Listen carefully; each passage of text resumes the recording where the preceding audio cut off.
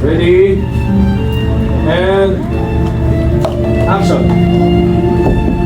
Sige na! Ano ba yun? Teka lang! Ito na! Bisa mo! Saglit! Ito na! Ano ba? Ang lakas-lakas ng... Ano Ano ka dito? Aray ko! Nasasaktan ako! Ano ba yun?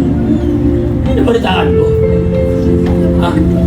Na pinayagay mo daw yung kasal natin? Ano pinagsasabi mo? Ang init-init agad ng ulo mo. Saka, kagaling mo lang ng bawi. Pwede ka muna. Maghain ka. Sagutin mo yung tanong ko! Nasasaktan ako! Bakit mo pinayagay yung kasal natin? Sumunod ka! Ano bang sinasabi mo? At kanina mo naman nalaman yan? Ha? Magmangangan pa. Alam ko na lahat. Alam na din na mga kapitbahay natin yung ginawa mong pamimigay sa kasal natin. Totoo ko lahat ng mga nalaman mo na sinabi ng kapitbahay. Pero gano'n ka. Ginawa ko lang yung kasi mahal ko na Mahal? Anong klase magmamahal yan? Ha? Kinalimutan ko lahat ng pangarap ko dahil sa'yo! Mga magulang ko, pati pag-aaral ko, mga kaibigan ko, nilayaw ko na dahil sa'yo!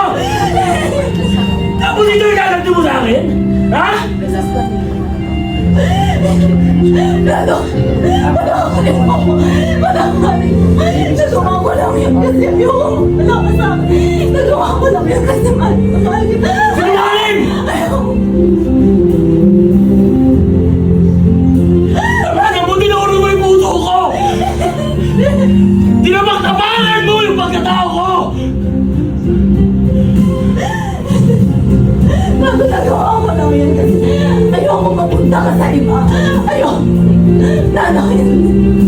Patawarin mo ako. Tawad mo ako! Total, pengay naman yung kasal natin, di ba? Ibig sabihin, hindi kita asawa! At hindi mo ako mahal!